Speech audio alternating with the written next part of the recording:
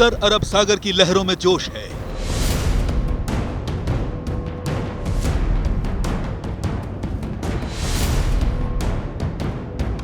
Aircraft carrier action में है।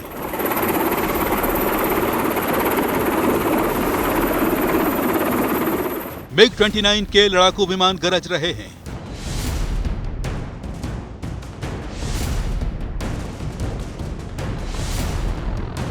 F-18 लड़ाकू विमान और E-2C हॉक-आई विमान आसमान में अपने जलवे बिखेर रहे हैं। इंडियन नेवी के युद्धाभ्यास मालाबार का दूसरा चरण उत्तर अरब सागर में शुरू हो चुका है।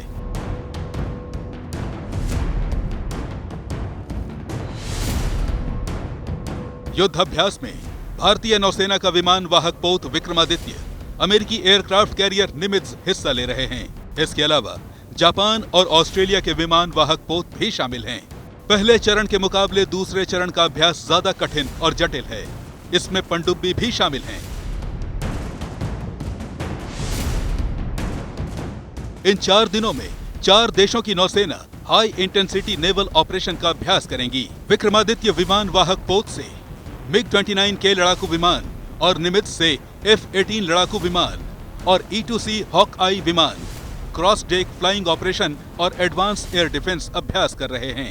युद्धाभ्यास में पनडुब्बी वॉरफेयर के साथ साथ रियल फाइटिंग का अभ्यास भी किया जाएगा। चारों देशों की नौसेना में बेहतरीन तालमेल और सामंजस्य स्थापित करना है।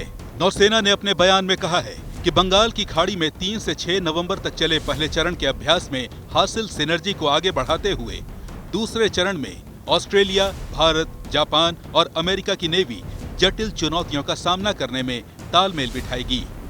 विक्रमादित्य और उसके लड़ाकू हेलीकॉप्टर एयर विंग के अलावा युद्धाभ्यास में भारत में ही बने कोलकाता क्लास और चेन्नई क्लास डिस्ट्रॉयर, रडार को चकमा देने वाला युद्धपोत तलवार, फ्लीट सपोर्ट शिप दीपक भी युद्धाभ्यास में शामिल है। इस युद्धाभ्यास में देश में ही बनी पनडुब्बियां, खंडेरी और PHI भी अपनी क्षमता का परिचय देंगी। मालाबार सैन्य अभ्यास 1992 में अमेरिका के साथ शुरू हुआ था, लेकिन बाद के वर्षों में इसका दायरा बढ़ता गया। 13 साल बाद पहली बार भारत, ऑस्ट्रेलिया, जापान और अमेरिका की नौसेनाएं एक साथ युद्ध का अभ्यास कर रही हैं।